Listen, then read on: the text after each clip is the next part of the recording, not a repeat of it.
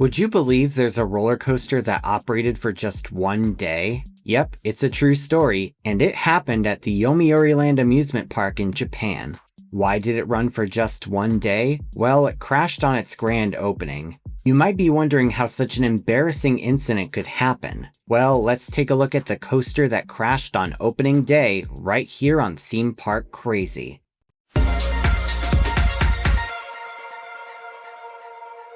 For this video, we'll be traveling to the metropolis of Tokyo, more specifically, the city of Inagi. And while we're talking about traveling to Japan, I want to take a moment to talk about this video's sponsor, Klook. Klook is your go-to travel companion when it comes to booking unforgettable experiences. Whether you're planning to visit Japan, South Korea, Taiwan, or another exciting destination, Klook takes the stress out of trip planning with an easy-to-use website and an app that supports multiple languages and over 40 currencies. From sightseeing to cultural activities, everything you need is in one place. And here's the best part. You can stack my exclusive promo code ThemeParkCrazy for an extra 10% off most bookings, even the ones already on sale. All you have to do is sign in, choose your tickets, and book them the same day. So if you've been thinking about a trip to Asia, now's your chance to make it happen. Hit the link in the description, download the Klook app, and start building the adventure of a lifetime. Huge thanks to Klook for sponsoring this video. Just outside of Japan's biggest metropolis, the Yomiuri Land amusement park has been entertaining guests for over 60 years. Its top attractions include the quirky Spin Runway and Bandit, a thrilling sit-down coaster by famous manufacturer Togo. In 2013, the park was gearing up to celebrate its 50th anniversary the next year. For this occasion, park officials were interested in building a new roller coaster that was both thrilling and unique. However, since Yomiuri Land is a relatively small park, they didn't have a lot of space to work with. So whatever coaster they went with had to be both big in a thrilling sense and small in a spatial sense. Their ambitions eventually led them to Japanese manufacturer Sansei Yusoki. Founded in 1951, Sansei Yusoki, now known as Sansei Technologies Inc., is perhaps the most famous and respected ride manufacturer in all of Japan. A while ago, they acquired Dutch manufacturer Vekoma in 2018. Back in 2012 though, Sansei acquired a majority stake in American manufacturer S&S Worldwide. As the majority shareholder, this binding agreement gave Sansei the rights to S&S's intellectual properties. Among these properties was the El Loco roller coaster model.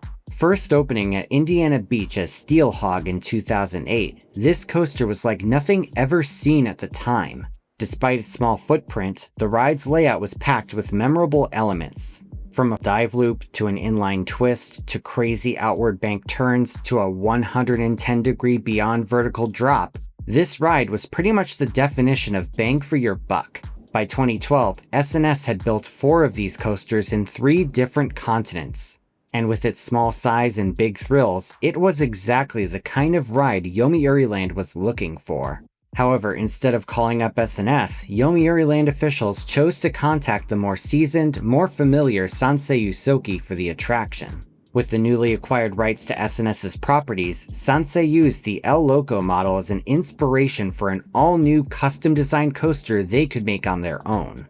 Like the El Loco model, this new coaster would fit nicely in a small space. Plus, it would be even cheaper than an El Loco model, with a budget of just 450 million yen or just around $2.3 million in 2013. This is compared to the $3.5 million it cost to build Mumbo Jumbo at England's Flamingo Land in 2009. Soon enough, construction crews were on the scene. The site would be between the soon-to-be-closed wooden coaster White Canyon and 2 existing S&S drop tower attractions. The name of the ride would be Twist Coaster Robin, named and themed after the bird of the same name and not the DC superhero. Let's hope Six Flags doesn't get any ideas. The ride vehicles, which may or may not have been provided by S&S, are almost identical to the ones used on the El Loco model. Months of construction and hype would soon follow, with special previews given for members of the media in mid-March. Soon enough, the ride's grand opening ribbon-cutting ceremony would take place on March 19, 2014. But before we get into the incident, let's talk about the coaster itself. After ascending the lift, the vehicles would descend a 93-degree drop. Afterwards, guests curved upwards into a straight section of track before a tight transition into an inline twist. After a quick block zone, another steep drop took passengers into a dive loop. What followed was a bank turnaround and an outward bank turn known as a, quote, reverse cant curve. Believe it or not, this was the most heavily marketed part of the ride. Though it existed on other El Loco models, this element was marketed as the first of its kind in Japan. The park's official website said, quote, "It feels like you're being thrown out." Afterwards, the ride came to an end. Not many people got to ride it, but those who did had mixed opinions. One blog praised the intensity of the first drop, while also criticizing the ride as a, quote, relatively rough ride for a new model. The fact that we even have one testimony is astounding, because the same day the ride opened, it would come to a screeching halt. At around 12:42 p.m. on opening day, Twist Coaster Robin was operating normally, shout out to Coaster College. A ride vehicle carrying 3 people went about 2 meters or about 6.5 feet up the lift hill. Suddenly, the vehicle detached from the lift chain and ran backwards, colliding with an unoccupied vehicle in the station. Thankfully, there were no injuries, but just because nobody was hurt didn't mean this wasn't to be taken seriously. On the contrary, small accidents are extremely important to look at. As such, the ride was immediately closed for an investigation, with a sign notifying guests about the closure. To say the least, the results were quite eye-opening. The investigation was conducted by the Elevator and Other Accident Investigation Committee. As the name implies, the committee most commonly investigates elevator accidents, but they also investigate amusement ride accidents. The day after the incident, a site survey was conducted by the committee with the help of city officials. During the inspection, the lift hill was given special attention as that's where the accident occurred. Typically, an accident like this would be impossible, at least with a proper anti-rollback system. Most roller coasters, including the original El Loco model, have an anti-rollback system to prevent trains from rolling backwards in the event of a lift malfunction or ride stoppage. If you've ever been on a roller coaster, you'll most likely notice a clacking sound while going up the lift.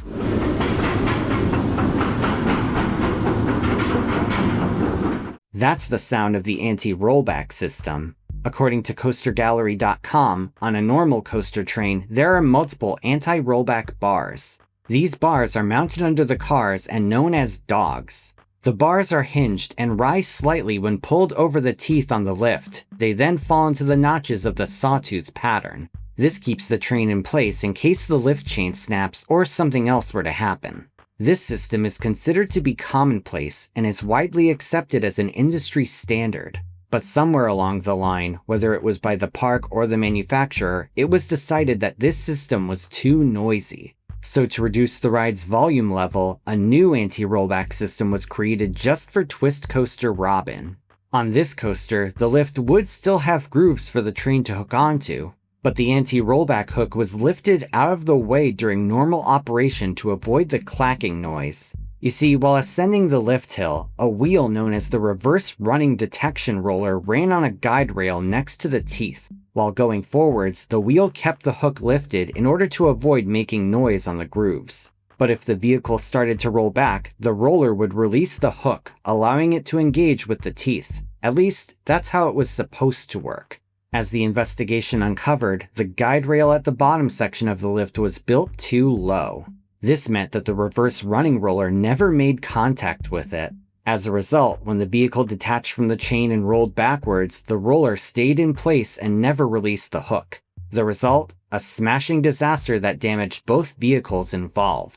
As it turned out, the designer failed to provide allowable tolerances on the ride's design drawings, only giving standard dimensions. According to The Art of Engineering, who was a big help in making this video, it's simply not feasible to manufacture components to exact dimensions. As such, tolerances are meant to give manufacturers an allowable range that dimensions can deviate from without compromising safety. Think of it like deep frying on a stove. Imagine you're given a recipe that says something should be fried at 350 degrees. You can't be expected to keep the heat at exactly 350 the whole time, so the recipe says the oil can vary between 325 and 375 degrees. Now imagine that guideline was never given and you fried it at 400 degrees thinking it would be okay. In the end, you'd be left with a burnt plate of fries. The same thing applies here, and what's worse, nobody even tested the bottom of the lift hill to discover this flaw before opening. It turned out that the anti-rollback system was only tested on the middle portion of the lift hill, since that's where they expected the rollbacks to occur most often. Nobody bothered to check the curved portion at the bottom, a true failure in construction management for sure. As for why the lift chain disengaged in the first place, this part of the investigation was somewhat incomplete. One thing uncovered by the investigation was that the vehicle made contact with bolts that stuck out of the chain trough where the lift chain sat on the hill. However, contact was made below where the vehicle disengaged, so this was unrelated. The safety bar release pedal was also discovered to have scraped against the chain trough, but this too was written off as an explanation. Moreover, it was discovered that the chain hook could possibly engage with the chain in an unstable way. If this happened, the vibration of the ride could cause the hook to disengage while passing over a joint in the trough. The chain trough was found to be 8 mm lower than specified in the design drawings, and this did lead to a 40% reduction in the contact area between the chain and the hook, but it wasn't seen as a contributing factor. Regardless, Art of Engineering said the following to me: "I don't believe this should have been disregarded so quickly based on the evidence in the report. The report says that the chain hook will not disengage if there is at least 6 mm of engagement with the chain. However, there is not a clear reference for this information, and it's also unclear if the improper height may have contributed to the possibility of unstable engagements. These unstable engagements were theoretical and not observed on other rides from the same manufacturer. And only 30 tests were conducted on Twist Coaster Robin following the accident. Since the exact cause of the vehicle rollback was not determined, this part of the investigation feels incomplete. Overall, Art of Engineering assigned most blame to the unusual anti-rollback system, calling it, quote, not a very safe design. Overall, this was a case of severe oversight, miscommunication, and poor construction management. Though the accident report did give suggestions on how to prevent another accident like this, the ride never reopened. Part of this was due to Japan's strict safety culture. The country has a reputation for being extremely cautious and risk-averse when it comes to public safety. Had Twist Coaster Robin had an accident in most other countries, it would have likely reopened after modifications. But in Japan, a ride involved in a serious mechanical failure is often seen as tainted, and one failure is too much for many. That said, attempts were made to modify and reopen Twist Coaster Robin. These included reducing the angle of the drop and retracking parts of the ride. Additionally, the report requested that the anti-rollback hook should be in a lower position and the placement of additional anti-rollback hooks and chain hooks as well. However, the ride continued to sit standing but not operating all the way until February 2016, when it was completely dismantled. Most likely, the park decided that the intense modifications were too costly and time-consuming to be worth it all. Reopening a coaster after an accident is one thing, but this coaster crashed on opening day due to construction errors. Even if they did get it back open, there was no guarantee that the public would be eager to ride it. Unfortunately, the failure of this coaster also had a negative effect on the original El Loco model, and none have been constructed since 2014.